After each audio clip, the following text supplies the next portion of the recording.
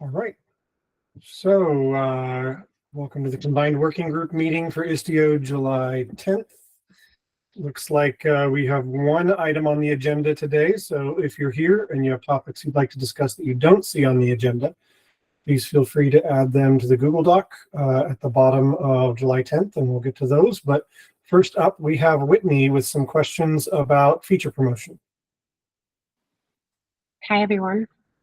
In reviewing John's feature status refresh doc, I saw that John highlighted several features that needs to be promoted to stable to complete like the Istio core story and other stories that we have around like our overall feature offering. So I brought that list of features here so you can see like multi-cluster, hem install, revisions, and so forth. And I was curious if we have any strong opinions in terms of like what is like the highest priority. How do we even begin prioritizing this list? And hopefully we can decide like what should be like the first feature we move forward with promoting, where we can put a call out to the community to own and like move this forward. So I'm not sure if anyone has any thoughts, and I believe this is something the TOC can sign off on as well, but I wanted to start the discussion here.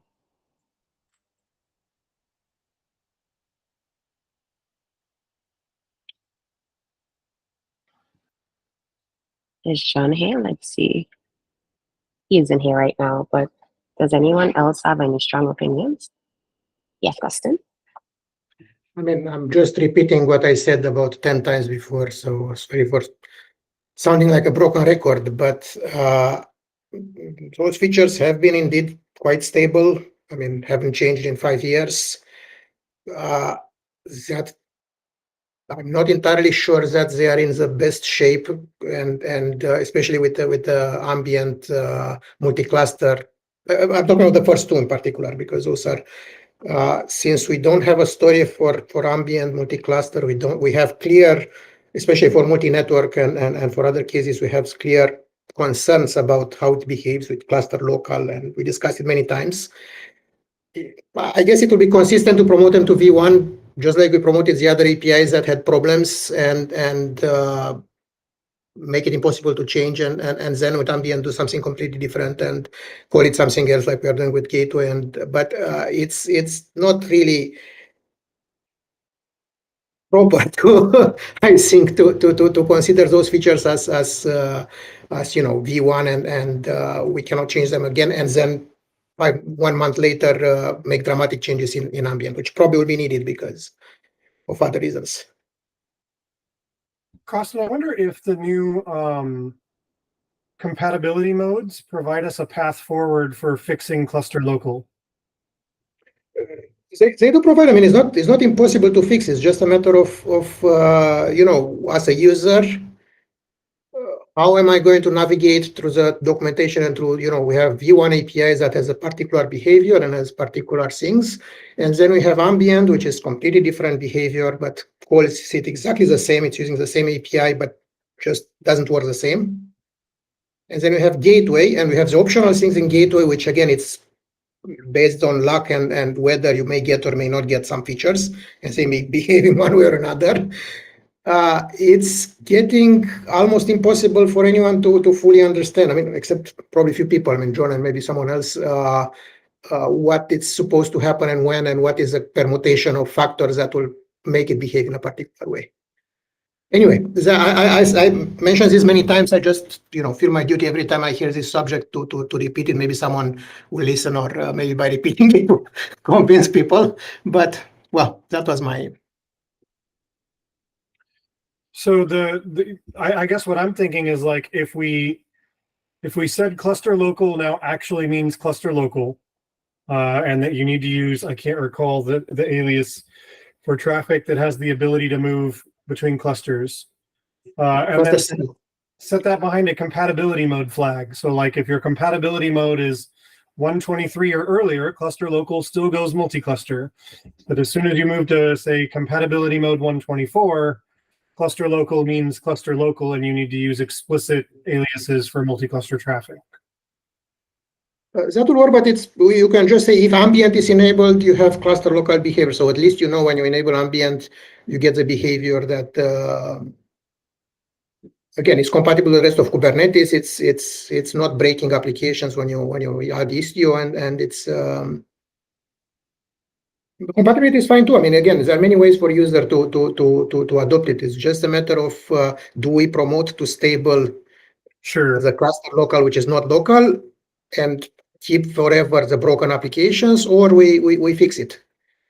Yeah. Whitney, looking down further on your list at the Helm stuff, it does seem to me like it should be a priority to get our Helm install.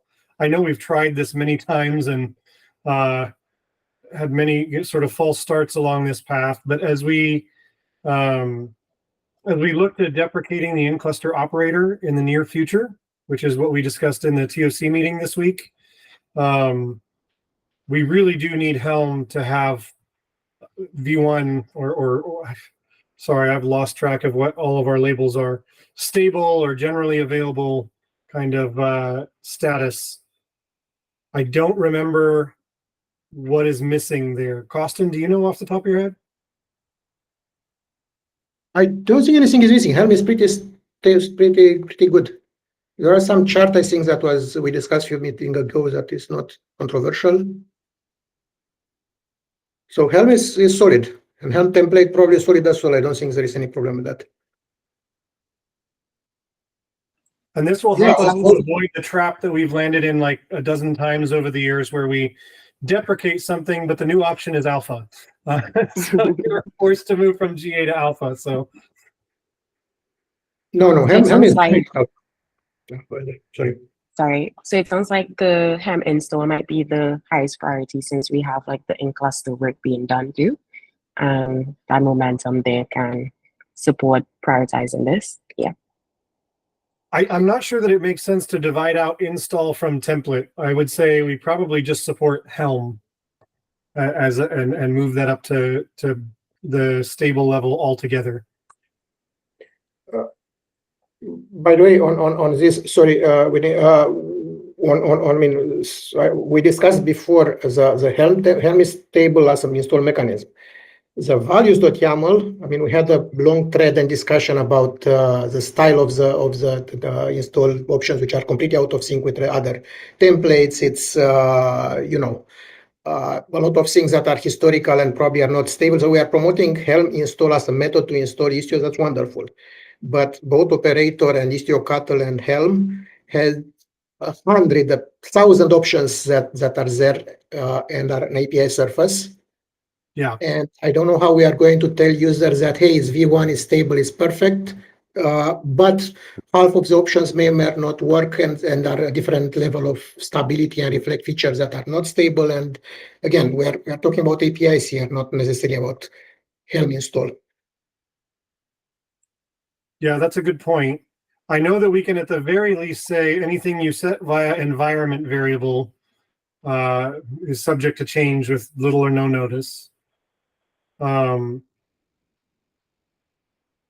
that, it's a little bit more complicated, like the mesh config settings have whatever stability mesh config has. So you almost might need to break those out and say like, these are subject to mesh config stability. These are subject to proxy config stability. Whereas there's other things that are just part of our install that we would say are stable, like, well, the way the profiles, for instance, the way that you can select profile none, ambient, the security profile, etc. Those I think we should be telling users like you can expect those to be around for years to come. That's super helpful.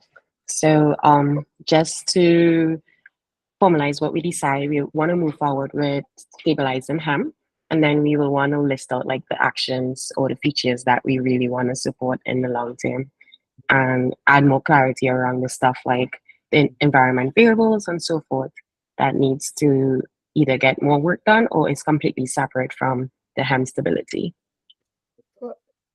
Another approach, another idea that we can pursue is to go the opposite way and to start from zero, saying you just do Helm install and it's supported, and then add options. I mean, we support image. I mean, basically figure out the things that 90% of used, the most commonly used features, and add them to the list of things that are supported, documented, and stable.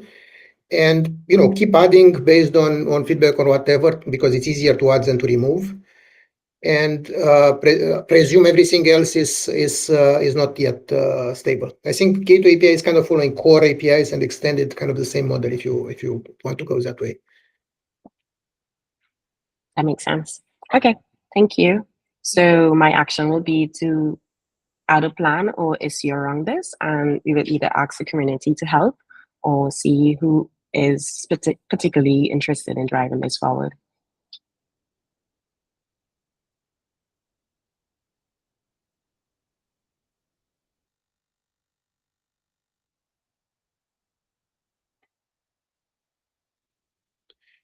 Mitch, how about revisions? I mean, I know you and other people have expressed concerns that they are too complicated. We agreed in the past that are kind of required for advanced user vendors and people who are doing, but is it something that we want to promote for users that I mean, say that, or keep it as, or also revisit the design and figure out if we should put a gateway in front, like we discussed last time. We discussed, remember the idea to put a gateway in front and just use our Istio APIs to control revisioning. Yeah, we do need to make progress on that. I don't think that the next step is probably pushing for maturity on revisions as they are. I'm not sure I'm ready to abandon them as they are either. The gateway possibility has some challenges with regard to mixed control plane and data plane versions. So there are still challenges to consider there, but I don't think we're in a position where we can move that forward to stable in the near future. For one, like, tags are completely unpromotable as they are. Having tags represented by a mutating webhook is the worst of both worlds, because it's a relatively complex API. I still kind of like it, but it's relatively complex. And then also it requires like cluster root permissions to leverage. So one way or the other, we need to either go all in on tags and make them a real API, or go all out on tags and say there's something else that we're going to do. But what we shouldn't be doing is requiring users to have root permission to their cluster in order to operate Istio. I think no one wins in that scenario. So yeah, I wouldn't see revisions moving forward in terms of stability in the near future, but I do hope that we can innovate to a point that we're all a little bit more happy with that API, say in 3 months from now. I've had some conversations with the team at Solo on what they'd like to do. I think they're still working on that internally, but it would be good to at least have a direction that we can all get behind. Sorry. Keith? Sure. So when it comes to revisions actually feel fairly stable to me. The tags are the ones that feel more, as Mitch said, are more alpha, unpromotable. Is there anything with revision specifically that is missing for stability? We've got tests, we've got pretty extensive usage. Where's the gaps with revisions? Without tags, the usability is horrible. And tags are really the API for it. So as an implementation, it's stable, it's good. But vendors can use it and advanced users, but for a normal user, it's nightmare, especially without tags. So Visibility in what sense? Can you help me understand a little bit? Visibility of what tags are where, visibility of what APIs are targeting, which revisions are where, visibility of what APIs are using what revisions? The UX, I mean, the documentation, how you do stuff without tags, it's very, very difficult. I mean, there is a reason I introduced the tags, and we have the tags. It's because the feedback for using revisions without tag was pretty bad, and it was not very pretty. And in general, it's complicated. Everyone agrees that it's tough. I mean, it's not easy. It was not easy even with tags. And ambient again is going to be different because they don't have the webhook. So I don't think, I mean, it is stable as a feature. It's just something that I don't think as an API or as something exposed to the user, it's ready. I agree with Mitch completely on. Maybe I'm just weird. I've always preferred revisions over tags because I think the abstraction is actually pretty clear. I don't think the docs make it clear for what it's worth. But a revision is simply an alias for a control plane. Tags makes that a bit murkier, in my opinion. And it is coupled to mutating webhooks, which is why I completely agree with that. That tags aren't promotable. But it's I can do some research later to dig deeper into some of the maybe get some of the feedback from those early surveys for the feedback we got around revisions. I suspect, or rather, I'm curious as to whether the issue with revisions is more of a documentation exercise of how they're presented rather than a lack of stability. I think it's like we did in the. I think you are looking at it from the perspective of the mesh owner.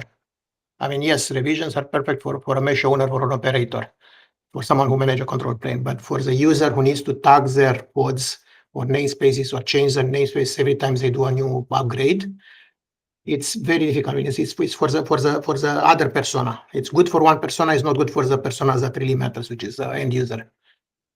Yeah, I think it's important though to remember that those are both users. Like the mesh operator or the mesh owner is one of our user personas, and we need to make sure to support them. But also, the most common user, if you want to look like by population, most of our users are application operators, and a revision is a little bit too inflexible, in my opinion, for application operators to be aware of. It means every time there's an upgrade, they need to be engaged in that process, relabeling their workloads to move forward. Tags sort of broke that, broke that tight coupling, in that now the application operator labels their workloads once at the beginning of their mesh, life cycle or story, and then unless they want to change something about how their workloads are upgraded, they can just leave those labels. Upgrades happen as they're supposed to, as the cluster operator modifies, adds revisions, and changes tags. So it makes for a much better application operator experience. It may be unnecessarily complex for the mesh operator or the cluster operator. For instance, like I love the heuristic you used, Keith, that a revision is just an alias for a control plane. The difficulty is it's not like 100% true.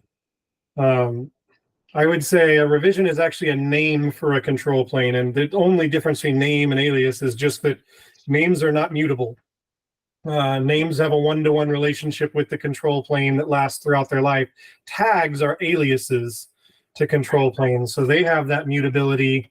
So there's probably some principles in there that we need to capture and carry forward into whatever this looks like permanently.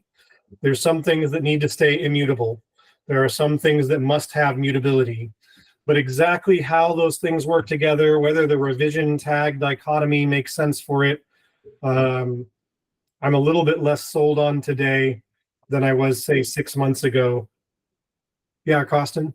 It's not just another control plane analysis. It's basically a config scope because you have, let's say, stable production tag or revision or whatever it is. You may have another one that has slightly different settings. One may disable MTLS. One may have completely different, have ambient profiles. So it's basically a config scope. And usually owners of the workloads, they opt into a config scope. I mean, I want production workload. I have a canary workload. I have a workload that is intended to use ambient, and they don't care about the details about how the config are revisioned. It's like branch and SHA of a commit in Git. Basically, it's not necessarily that. So it's more complicated than it sounds, and superficially it looks good, but if you look at the details, it's getting more complicated. Mitch, if you have a document where you mentioned you have found some problem with the gateway approach, so far I have found none, and I find it to work relatively well. And obviously, it's been used in Google for quite a while for managed control plane because it's effectively using a gateway. If you have a doc with problems, I would love to see it and to figure out what we are doing wrong. So I did have a doc, but you are the only one who would in the room who would have access to it. It is an internal Google Doc from 2022. Things may have changed since then, but last I knew, many of the problems we encountered within that product line was due to mismatches between the data plane version and the control plane version, where we used a gateway to shift from control plane A to control plane B. Data plane is still on control plane A, which is why in open source we came up with a model that said if you spin up on control plane version B, on data plane version B, you always connect to control plane version B. When you change revision or change a label, you get a new data plane to connect to that new control plane. I remember that's obviously it's a problem, but obviously it's solvable because now we have, ability to route based on headers. We added ability, some tags into the request, the headers basically in the XDS request, which allows us to route. So basically, we found solutions for most of those problems, which are mostly implemented. I think most of them are upstream. I don't think we have anything related with that. Okay, well, I would like if you've got a document sort of explaining what you've done there, and like obviously my information is all 2 years out of date on that. Anything you'd be willing to share there would be very useful. Okay. One observation that I'm having with this conversation, I think it's a really good discussion that we should absolutely capture. But I suspect one of the difficulties we've had with pushing tags forward specifically is that tags can are actually an organizational tool. And by that, I mean that tags can be whatever your organization wants them to be. Istio is not prescriptive about how one should use tags. You can use them for canary and product and stable. You can use them to be essentially alias for version. You can use them for a rapid release channel or a stable channel. Like there are all sorts of use cases for tags. However, the implementation of tags doesn't match the wide breadth of use cases for tags.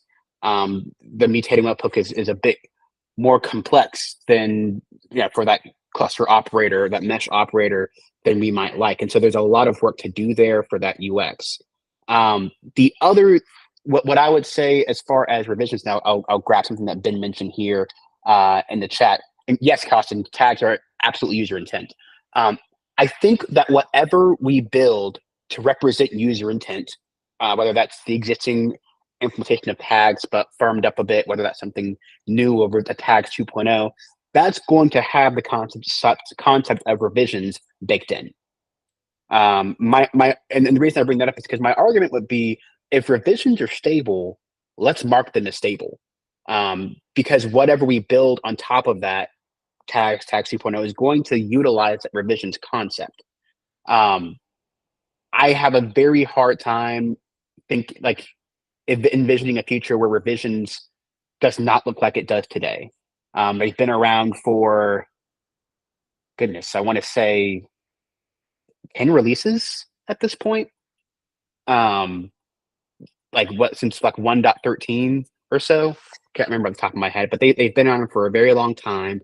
And the ability to have a name, and I love the correction, Mitch, you're absolutely correct, to have a name for a control plane is extremely helpful. And it does provide users value today. For example, there is a PR that was submitted to Istio to basically only run tests for a certain version, and they use revisions for that.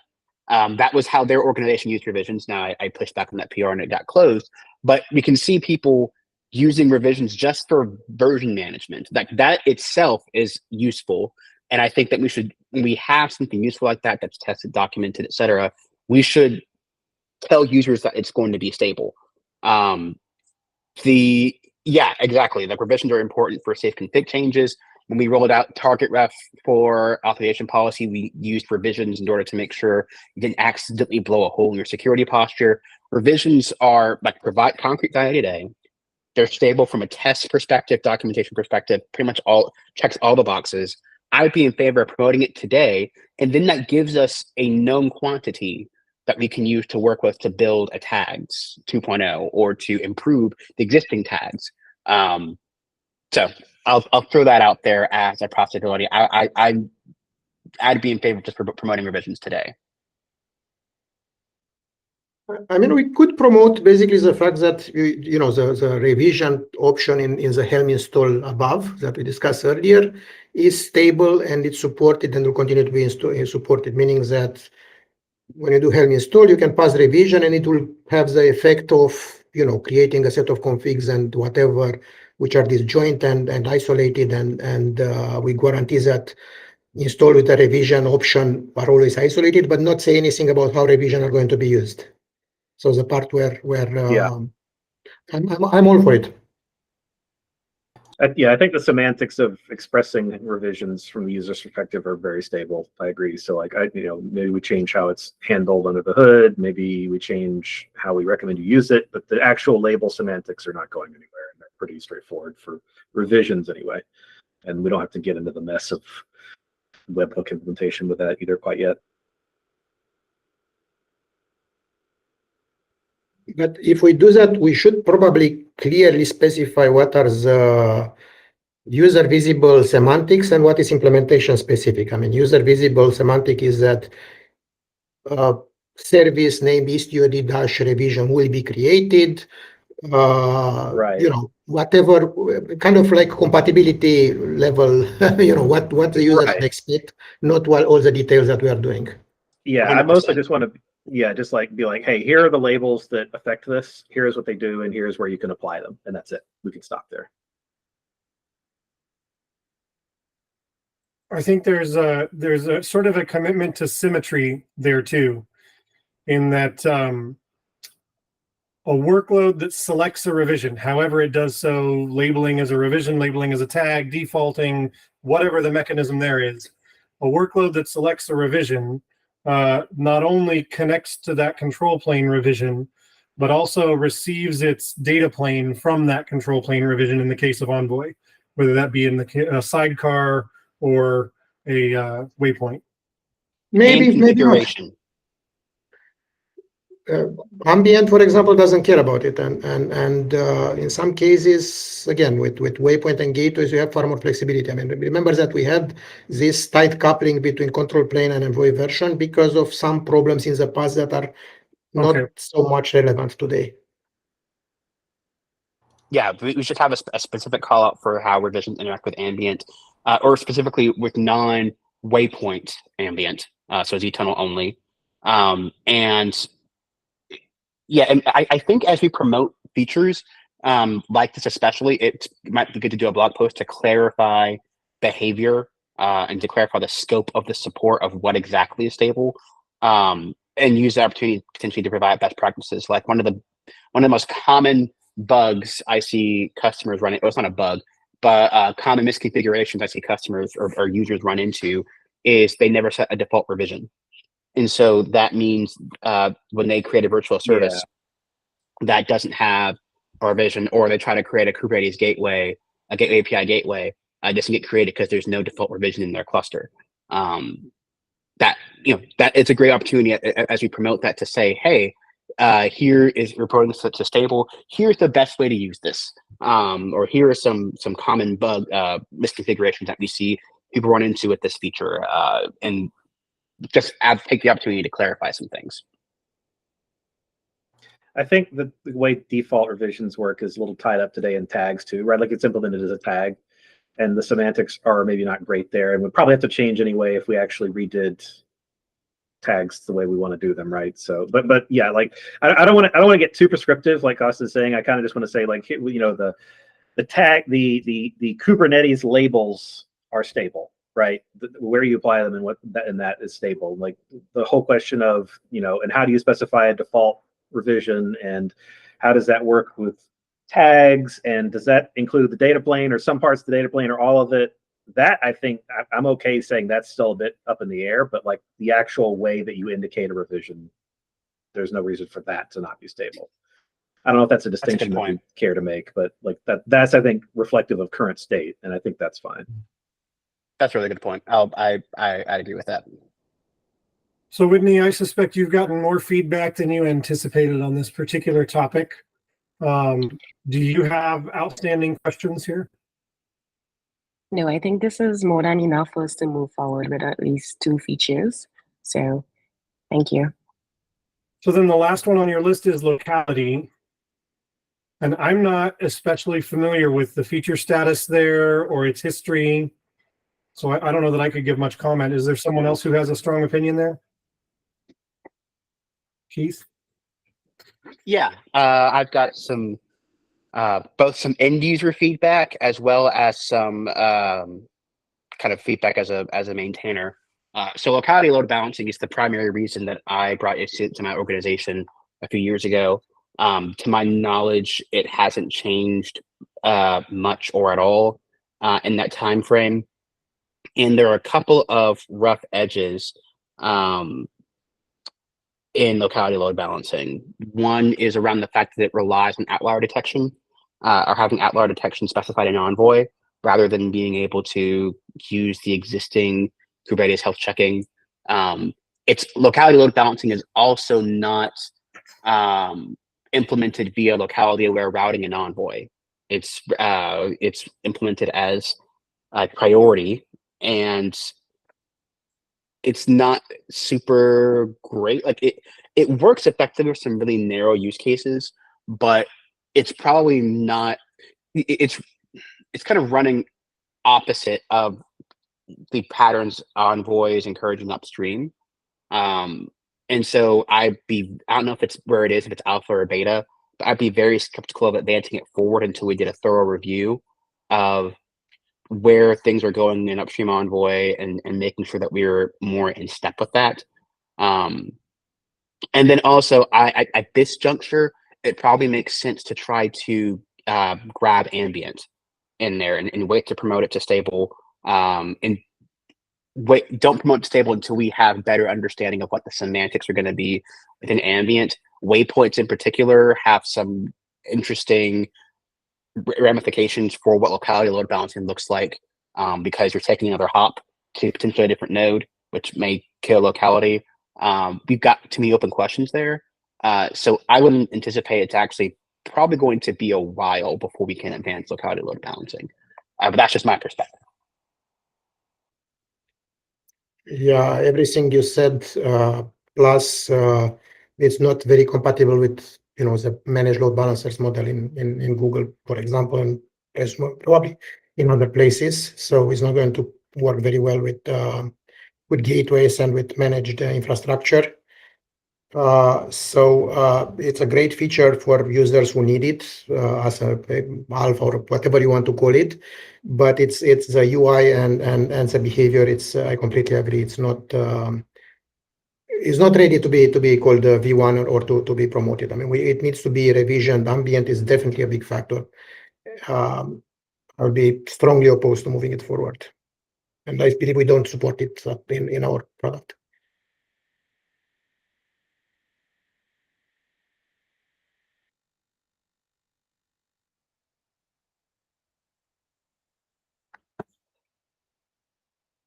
Okay, so we've got 2 sound like relatively strong no's for promoting locality. Any other opinions there?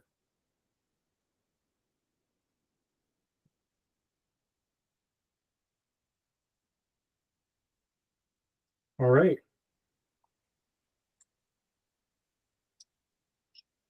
Did we get a strong no for multi-cluster as well, or it just also needs more redesign? So I think if we can do what Mitch suggested, which is to not have the main problem with multi-cluster is the cluster local semantics, I believe. The rest is solvable, it's not really major. If we can have multi-cluster without with explicit opt-in for multi-cluster behavior instead of automatic multi-cluster, I don't think it's a problem because ambient can handle it. It's compatible with Kubernetes model, which is again keep cluster local and have cluster set be global. But as it is, it's simply not future proof, basically. Sounds good. Yeah, so I think we know the work that we have to do there is the good news.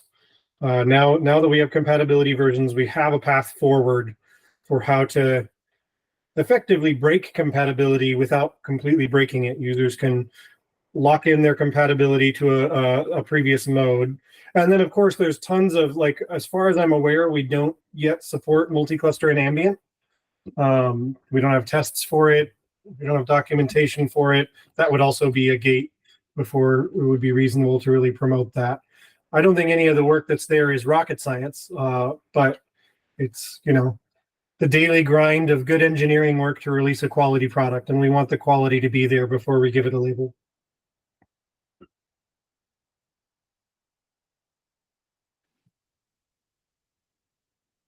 Perfect. Okay. That resolves my point today. Thank you, everyone, for your opinions. All right. Well, then, looks like Naranjan is next up. Oh, thanks. Yeah, I was just requesting a review for that PR. I discussed it with Ben. I think the plan right now is we're going to publish the remote chart for now, but for like 1.24, we're going to see whether there's a way of like adding a profile for the Istio and base Helm charts to just like use those instead. And if we can get it working with those, then we'll get rid of the Istio remote Helm chart. Or the other option is we trim down the remote Helm chart just to like the absolutely necessary components. Yeah. For context, right now, the Istio remote chart is literally just copied from the regular Istio chart into a different directory, and then like some stuff is munged into it. So it's like 80 to 90% the same as the regular. So like we could express that as just a profile on the regular Istio for like remote mode. But I think, yeah, like I was saying, like I'm okay. I came around to having it just be a separate chart because at a certain point, the Istio chart is already very complicated. I don't really want to add more toggles, more flags, more interacting nonsense. We can just duplicate the chart. Like it's probably fine. I think that will force us to maybe actually treat it like a separate chart, maybe which doesn't have also the legacy stuff that it does. So it's probably best just to do that, right? Than try to like wedge it into the regular Istio chart and have more flags. So I feel less concerned about that than I did. But yeah, sorry. Go ahead, Rajan. Yeah, that's the main context for that. And then the plan is once that's merged, then proceed with like the Helm installation steps for multi-cluster installation for the documentation. And I think still targeting 1.23, then I think that we can get in before the August 15th deadline, I think, because then like you could actually point to the Istio remote Helm chart for documenting how to install that with Helm. Right. Yeah. So that's the plan for that. And it also seems like it kind of dovetails with like the previous discussion that Whitney started about like promoting Helm and some of the multi-cluster steps. Yeah.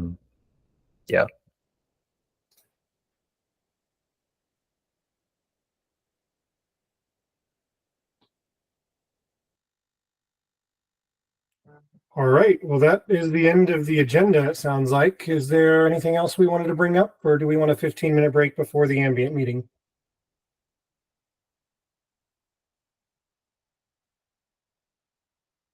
Submit right. your Istio presentations. Oh, yes. That's a great point, Keith. The Istio Day CFP closes this Sunday, July 14th. I don't know what time it closes at, but we're all in different time zones, so that probably wouldn't be helpful. Make sure to check the website and get your CFP submitted. Yeah, 11:59 Mountain Time is when it closes, because Salt Lake City is in Mountain Time, so they always do it based on the time zone where the conference is held. So that boils down to, what is that, like 10:59 Pacific, and you can do the math for the other time zones. So keep that in mind. We only have, I just got an email. We only have about 17 submissions as of today, maybe late yesterday. And I know we can do better than that. So please submit your Istio Day presentations.